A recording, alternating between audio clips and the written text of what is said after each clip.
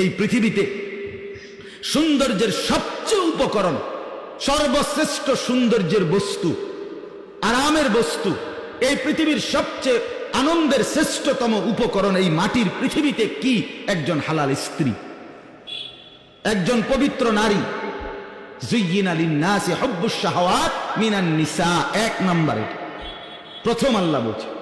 রাসূলুল্লাহ সাল্লাল্লাহু আলাইহি সাল্লাম বলছে তাকওয়ার পরে, তাকওয়া অর্থাৎ কোন ব্যক্তি আল্লাহকে ভয় করে, এই নিয়ামত যদি কারো মধ্যে থাকে, তো এর পরে কোন ব্যক্তির 2 নম্বর শ্রেষ্ঠ নিয়ামত কি? নবী বলছে আল মারআতুস সালিহা, একজন নেককার স্ত্রী। একটা লোক নামাজি, একটা লোক রোজাদার, একটা লোক হজ করছে, একটা লোক হালাল খায়, একটা লোক হারাম থেকে বাঁচে, বুঝা গেল লোকটা মুত্তাকি। কথা বলেন না, লোকটা কি? এইবার এই লোকটার এই যে তাকওয়া, নামাজ, রোজা, হজ, যাকাত, এরপরে হারাম বর্জন, গুনাহ বর্জনের পরে তার শ্রেষ্ঠ সম্পদ কি? শ্রেষ্ঠ নিয়ামত 2 নম্বরে কি? আল্লাহর রাসূল বলছে আল মারআতুস সালিহা, একজন নেক স্ত্রী। এই যে সঙ্গী, এই জোড়া, তার জোড়াটা, তার স্ত্রী, তার স্ত্রী তার শ্রেষ্ঠ সম্পদ। আদ-দুনিয়া মাতাউন ওয়া খায়রু মাতাইহা আল মারআতুস সালিহা। নবীজি সাল্লাল্লাহু আলাইহি সাল্লাম বলেন তাম দুনিয়া আল্লাহ তাআলা বান্দার উপভোগের জন্য বানিয়েছেন, আর সর্বশ্রেষ্ঠ উপভোগের আনন্দের বস্তু হালাল স্ত্রী। হালাল, সেটা হালাল হইতে হবে, পবিত্র স্ত্রী হইতে হবে, কোরআন সুন্নাহর বন্ধনে হইতে হবে, শরীয়তের সীমারেখা মেনে নিতে হবে। ওই রাস্তার নর্তকী না, ওই সিনেমার নর্তকী না, ওই বেহায়া বেপর্দা নারী না, অবৈধ প্রেমিকা না, অবৈধ সম্পর্কের কোনো মেয়ে না। যে নারী বেহায়া, যে নারী বেপর্দা, যে নারী বেশরম, যে নারী অবৈধ সম্পর্ক করে, খোদার কসম রাসূলের হাদিস মতে সে কোনো বেডি না, বেডির জাতও না। বেহায়া নারী এটা কোনো বেডিও না, বেডির জাতও না। এটা প্লাস্টিক অথবা ইলাস্টিক অথবা বালতি অথবা লোডা অথবা বদনা। হ্যাঁ, রাসূল বলছেন আল মারআতু আওরা, নারী বলে কাকে? নবী বলছে এক শব্দ, নারী বলে কাকে? পাউডার মাখে যে, নাকি ফেয়ার এন্ড লাভলি ডলে যে, রাস্তা রাস্তায় টোটো করে হাঁটে যে, না। রাসূল বলছে আওরাতুন, নারী বলে তাকে ঢেকে থাকে যে, নারী বলে তাকে আড়ালে থাকে যে, নারী বলে তাকে গোপন থাকে যে, নারী বলে তাকে লুকিয়ে থাকে যে। খোদার কসম এটাই বলে নারী। অতএব বেপর্দা নারী নারী না, বেহায়া নারী নারী না, বেশরম নারী নারী না। বলে তো হেবুডি গীতা, হেবুডি ডাক্তার দেখ, হেবুডি গীতা আমার কি দরকার? কথা বোঝেন নাই? নবী বলছে আমনে কোনো বেডি না। বলে তো আমি কিতা, তা আমনে না ডাক্তার দেবেন, আমনে কিতা, আমনে ডাক্তারের তো খবর লন। এই জন্য আল্লাহ তাআলা এটা নিয়ামত দিয়েছেন। রাসূলুল্লাহ সাল্লাল্লাহু আলাইহি সাল্লাম বলছেন হাদিসের মধ্যে, হাদিসের মধ্যে আছে, নবীজি বলছে আরবাউন মিনাস সাআদা, দারুন হাদিস শুনেন। নবীজি বলছে 4টি জিনিস কোন মানুষের দুনিয়ার জীবনে সৌভাগ্য, 4টা জিনিস যদি থাকে কারো। 1 নাম্বার আল মারআতুস সালিহা, একজন নেককার স্ত্রী। 2 নাম্বার আল জারুস সালিহ, একজন নেককার প্রতিবেশী, একজন নেককার প্রতিবেশী। 3 নাম্বার আল মাসকানুল ওয়াসি', একটা প্রশস্ত ঘর। 4 নাম্বার আল মারকাবুল হানি, একটা আরামদায়ক বাহন মানে গাড়ি, আরামদায়ক যানবাহন। এই 4টা জিনিস সাআদা, সৌভাগ্য। রাসূলুল্লাহ সাল্লাল্লাহু আলাইহি ওয়াসাল্লাম বলেন কোরআনের একটা আয়াত নাজিল হইছে, ওয়াল্লাযীনা ইয়াকনিজুনা আয-যাহাবা ওয়াল ফিদ্দা ওয়া লা ইউনফিকুনাহা ফি সাবিলিল্লাহ ফাবাশশিরহুম বিআযাবিন আলীম। আল্লাহ বলে যাদেরকে আল্লাহ স্বর্ণ রৌপ্য অগাধ সম্পদ দিয়েছে কিন্তু সেগুলো আল্লাহর রাস্তায় খরচ করে নাই, সে তার জন্য ওই সম্পত্তি স্বর্ণ রৌপ্যর কারণে যেগুলো আল্লাহর রাস্তায় খরচ করে নাই তাদের জন্য আল্লাহর পাক বলেন ফাবাশশিরহুম বিআযাবিন আলীম, হে নবী তাদেরকে আপনি ভীষণ আযাবের সংবাদ জানান, মর্মান্তিক জাহান্নামের আযাবের কথা বলেন। তো সাহাবীরা জিজ্ঞেস, হাদিসে আমরা পড়ছি এই আয়াত যখন নাযিল হইছে তখন নবীজি সফরে মানে কোন জায়গার মধ্যে যাইতেছিলেন, তো যানবাহনের মধ্যে, অর্থাৎ হয় ঘোড়ার পিঠে, নয় উটের পিঠে, নয় গাধার পিঠে, সাথে কিছু সাহাবী আছে। এই সময় এই আয়াতটা নাযিল হইছে।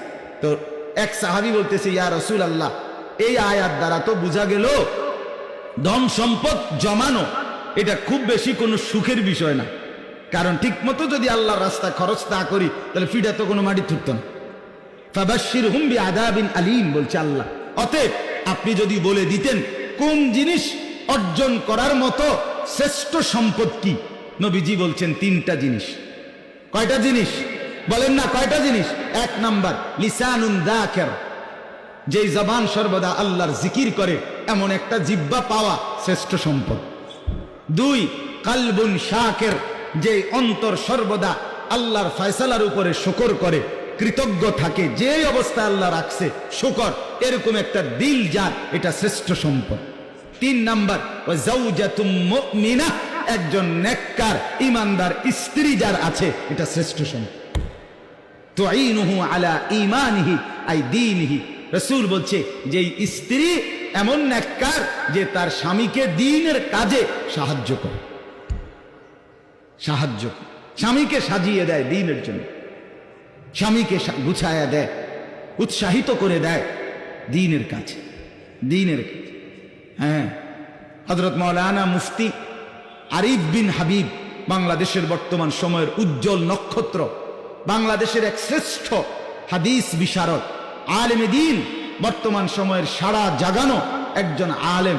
ওনার একটা বই বাইরেছে, মিম্বরের আমানত, বইটির নাম 3 খণ্ডে। এটার প্রথম খণ্ডে এই হাদিস সব আছে। আমি এই গত 3-4 দিন ধরে ফোরসি বইয়ে গাড়ি এডি, এখন আমি শুনেন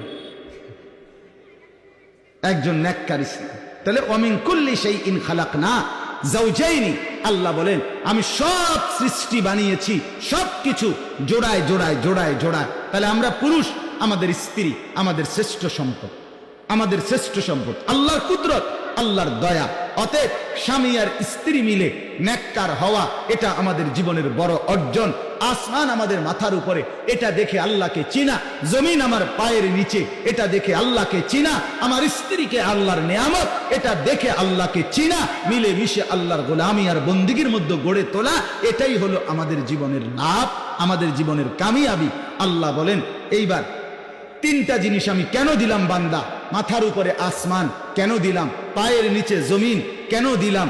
তোমাদের জন্য, তোমাদের জোড়া স্ত্রী তোমাদের জন্য কেন বানাইলাম? লাআল্লাকুম তাদাক্কারুন, যেন তোমরা সকলেই উপদেশ গ্রহণ করতে পারো, নসিহত গ্রহণ করতে পারো, আমার গোলামি করতে পারো, আমাকে চিনতে পারো। এত বড় নেয়ামত যিনি দিয়েছেন, আমি তার ইবাদত করব না তো কার করব? মানুষ এত অকৃতজ্ঞ কেমনে হয় বাপ? একটা বন খাওয়াইছে, একদিন 1 কাপ চা খাওয়াইছে, 1 সপ্তাহ পরে তারে দেখলো, তে ডাক দিলে শর্মে হইলো, তার কথা মতো কদ্দুর তার লগে লগে যায়।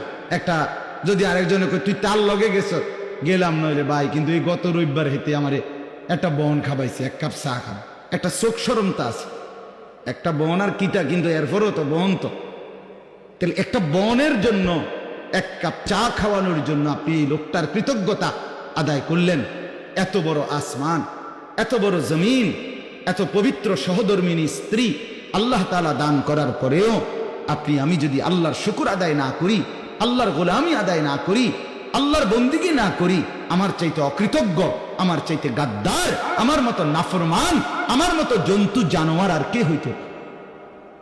সর্বশেষ কথা হইল, আল্লাহ তাআলা বলেন অতএব বান্দা যদি এটা বুঝে থাকো যে আসমান আমি বানিয়েছি, জমিন আমি বানিয়েছি, বিছিয়েছি, তোমাদের জন্য তোমাদের জোড়া আমি বানিয়েছি, তাহলে উপদেশ যদি নিয়ে থাকো, ফাফিরু ইলাল্লাহ, তোমরা সবাই শয়তানের কুমন্ত্রণা, নফসের ধোঁকা, নিজেদের নাফরমানির রাস্তা ছেড়ে, তওবা করে, গুনাহ ছেড়ে, ফাফিরু, দৌড়াইয়া ছুটে আমি আল্লাহর দিকে ফিরে আসো। ফাফিরু ইলাল্লাহ, খুব দ্রুত আসো। আগামী সপ্তাহের লেগে বসে থাকো না, আগামী বছরের লেগে বইয়া থাকো না, আগামী বছর না, আগামী সপ্তাহ না, আগামী রিটায়ার্ডের পরে না, আগামী 1 বছর পরে না, আজই এখন। ফাফিরু, দৌড় দাও, দৌড় দাও আল্লাহর দিকে। ইলাল্লাহ, কি মায়া করে আল্লাহ বলছে, নবীকে বলতে কইছে এটা। বন্ধু, এরা বুঝুনি জিগান, আসমান যে আমি বানাই